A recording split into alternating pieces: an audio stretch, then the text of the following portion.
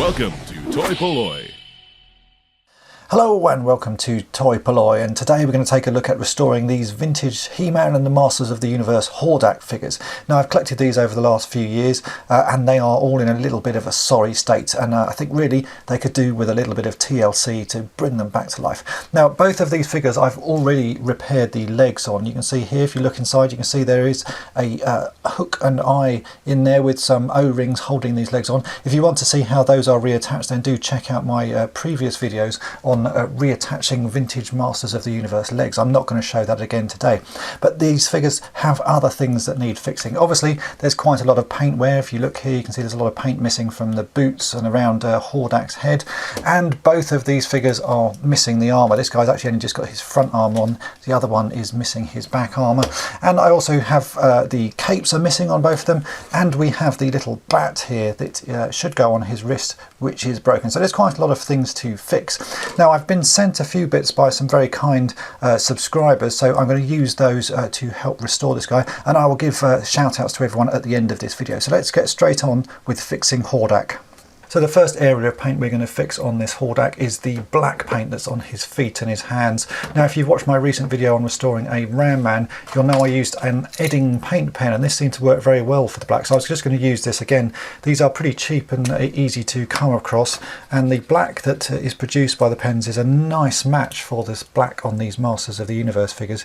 You can see here, if I just quickly do a bit on his foot, that it matches really nicely. It gives the same sort of semi-gloss finish that the original paint had, and it's very easy to apply because you're just literally drawing over it. So I'm going to use this for all of the black areas on this figure, just to sort of touch up. It's really just where the figures get played with and they wear on the floor, and you just get little chips around the edges. Most of the black on the legs and arms is pretty good, so it's not the whole thing that needs painting. You'll see here, if we look at his hands, the thumbs and everything gets chipped. So again, just a little bit of this paint on there makes it look an awful lot better. So I'll get all of these done, and then we can move on to sorting out the red and also the chips on his face. So that's the black paint done. That really is the easiest job on this figure. I was hoping that with the red on the sort of chest areas and the little bits on the feet, I could use the other Edding pens they produce. They do produce this red one, which when I bought it, I thought that looked a pretty good match. But actually, when you draw it onto things, it's a much pinker shade of red. I can just show you there. It's really not a very red. It's a sort of pinky red, and it really doesn't match the paint that's used on these figures. So I think we're going to go down the old route that I would use some Humbrol acrylic paints, because those generally seem to match a lot better. So let's get those out and we'll see if we can paint the little rubs on the red part of the chest. So for the red, I don't actually have a red that's really this sort of vibrant, so I've actually just mixed a few colours together. I have an RC423, which is quite a sort of plummy red, and I've mixed in a little bit of yellow, which is 99, a little bit of white, and I've managed to make something that's actually a pretty good match. You probably can buy a more accurate colour, but as I don't have one, sometimes you can just mix stuff together and see what you can do. So if I just here we have the front of Hordak's chest. You can see he's missing a bit on his nose. I just dab a little bit of that on. You can see that's not a bad match actually. It's maybe a little bit pink, but it's not too bad in this instance. So I think I might just go with that. Normally I'd pop out and pick up a different sort of colour of Humbrol, but it seems a bit silly just for these tiny little bits of paint rub that are on the front of this chest plate. So that will do. But I'm sure there is a better match. If you go to the Humbrol website, they normally have a little chart that you can pick out perfect colours. And but that's not bad. You can see that really does match pretty nicely. So I'm just going to do a little bit of a touch up on this one, and then we'll move on to his face. Getting a colour match for the face of Hordak has actually proved to be a little bit of a hard task. I thought I had some colours that were a closer match, but in the end I've had to mix a few together. I've mixed a flesh tone, which is number 61, I've mixed a gloss white, which is 22, and I've also put in a bit of RC401, which looks like a sort of mustard yellow there, but it's actually quite a vibrant yellow. If I take the lid off, you can see it's quite a vibrant colour, because Hordak's face is sort of not any colour particularly. He's got a bit of white in it and a bit of pink and a bit of yellow, and you can see here, this is what I've mixed up. It's a real sort of mishmash of everything blended together, and I think this is not too bad considering the face is actually quite worn and sort of aged. It's got a bit of sun damage to it. This is sort of matching reasonably well. It's still a little bit light, but I think when it dries it will dry a little bit darker. And we've only got to do these sort of little ridges on his forehead really. There's a tiny little mark there as well on one of his little knobbles that are on the sort of top of his head. But you can see that does actually blend in reasonably well. So I think it's a very hard colour to match. I've never sort of done this one before, but I think that's not too bad. Let's bring in the other Hordak I have here, because they all tend to be slightly different colours, so we can see what this one looks like. Sometimes you have to mix in a bit more paint depending on what's happened to your Hordak's paint over the years. Actually, that's not too bad. Again, it's a bit light at the moment, but by the time that dries, I think that's going to be as close as I can get. It really is a really odd tone, not the sort of thing that will just come out straight out of a pot of paint. So I think you're going to have to mix whatever you find to do this. But yeah, I think that's going to be okay in the end. By the time that's dried, this guy's actually got some sort of strange wearing to one side, so I'm going to paint all of the side of that.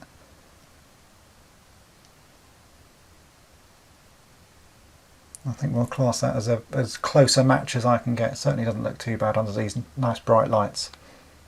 Now both of these Hordaks are missing the cape that should clip into these two little holes on the back of the sort of chest armour, and again this is something that we're going to have to recreate because I don't have an original one. So I've used a scan of an original Hordak cape and taken that into Photoshop, traced around it and made myself a pattern, which is what I have here. So you can see this is an exact replica of the shape that the original Hordak cape was. So what we're going to do is now cut this out and we can stick that onto another blow-up toy. If you've watched my previous videos on doing capes for Star Wars figures, you'll know that blow-up toys are a particularly good way of getting vinyl, or some nice sort of thin vinyl we can use for these capes.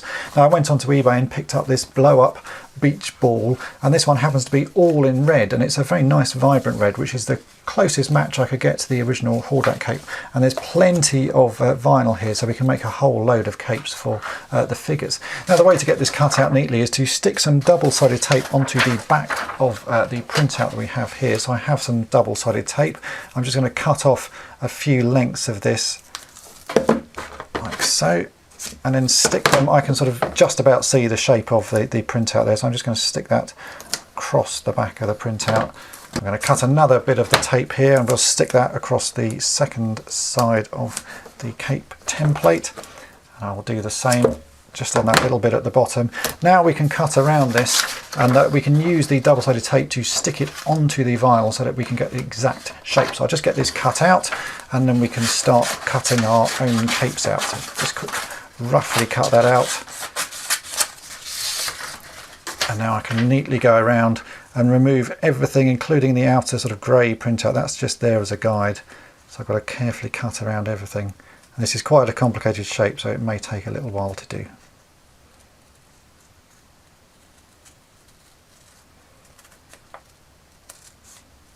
So here's the template all cut out. Now we need to get some of the vinyl out of this blow-up toy. So I'm just going to cut the end off because we don't need that cap section.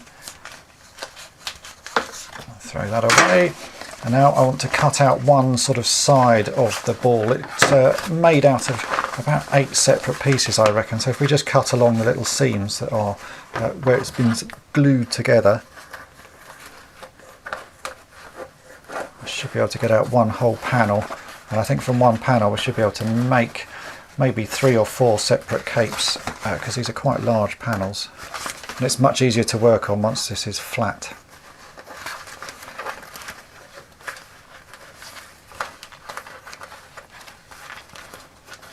And there we go, that's one panel.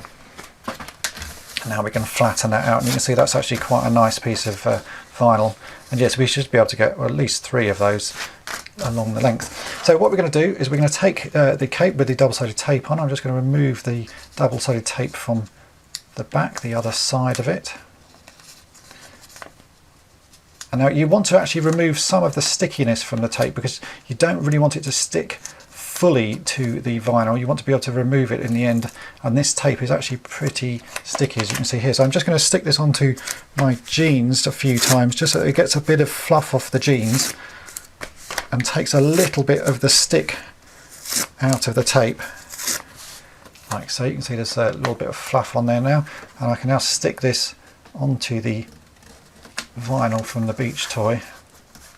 And for ease, I'm actually going to cut off this end because there's quite a lot of sort of fiddly turns to cut around. So we can now cut this out,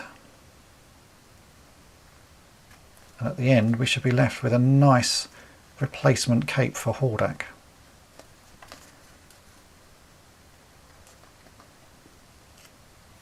A little bit of careful cutting later, and I now have the cape cut and the pattern is still on. So we've just got to again remove the vinyl from the back, and that's why I loosen the stick on this double-sided tape, because you don't want it to stick that firmly, especially at these top bits where they're quite thin. You want to be able to sort of easily take the pattern off. So there we go, and there we have one replacement Hordak cape. So I'm hoping I can just slot this in to the back panel of his chest armour and pull those little tabs through, which is the way it was held on originally. It's never been very firmly held on. I guess that's why these capes get lost over time. I can't actually grab that one, it's a little bit too fiddly there. Oh, there we go. And there we have it. There's a cape back on his back panel. So let's put that on Hordak and see what he looks like. And then I'll go ahead and make another one for the other figure. So here's Hordak. I've got one of the front chest panels. We can just clip that under his neck there, and we'll clip that on to the back section. Make sure the sides are clipped in place. That looks pretty reasonable. That's a really nice replacement cape. So Hordak is starting to look pretty good now, but he's supposed to come with two weapons. One of them is this crossbow, and that's a pretty easy piece to find. The other one is this bat that should fit on his right wrist. Now normally this bat comes with a little piece of plastic like this that wraps around and then tucks back in a hole there. But quite often when you find these bats, it looks like this. The back little tab is snapped off, and this just won't stay on his hand. If I get a Hordak here and clip it on his wrist, it loosely stays on, but as you can see it falls off. So I'm going to show you a quick way of reattaching that to his wrist, because there's no real way of replacing that tab once it's broken, but there's a nice way that it can be fitted on the wrist and it still looks good and will stay there and not fall off. The way we're going to attach this bat to Hordak's hand is to use a red cable tie. Now you can buy cable ties in multiple colours, and they're pretty easy to find. I actually ended up picking up a bag of 100 red cable ties, and these are 3.6 millimeters in width and 140 centimeters, or sorry, 140 millimeters in length. So they're quite long ones, but these are perfect because what you need is something that will fit through the little hole that's originally in the front of the bat. So what we're going to do is we're going to place the bat on Hordak's arm where it should be, and then make sure that the sort of tab part of the cable tie runs into the back of the bat. So you can see there it's sort of pointing upwards. You can then wrap the cable tie around the front of the bat, and we'll hook it back through like so, and then I can just pull this, make sure it's sort of lined up neatly with the legs of the bat, and we can just sort of pull that.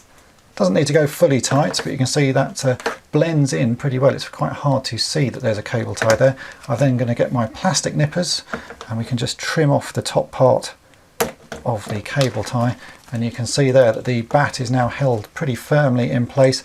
Obviously there's a little bit of a cable tie showing, but because the red is a fairly good match for the red of the bat, you don't notice it, and that now does hold firmly in place. And if you want, you can still remove it, because there's enough sort of give in the cable tie that that will come off the figure. So that is how I would suggest attaching the bat to Hordak's hand if the little tab on the back of it is snapped off.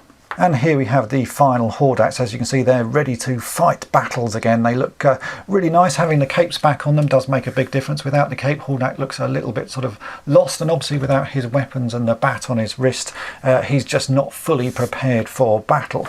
So if you need to make capes for your Hordak, then do check out toy-polloi.com, where you can get the pattern for this and the pattern for many other capes for figures. I want to say a big thank you to a few people. I want to say a big thank you to Shemek Borkowski and Sean Herbert, who supplied me with some of the weapons and bits for these figures. A big thanks to Dio Soth, who sent me a scan of the cape, which is how I was able to make the pattern. And also a shout out to Paul Bolton, who is the toy scavenger at the toyscavenger.com, who sent me a big bag of broken remains of He-Man and the Masters of the Universe figures, and inside that was one of these Hordaks, and so this one on the right is the one that was from his bag. So if you found this video entertaining and would like to help out toy-polloi, then please check out my Patreon page, and thanks for watching.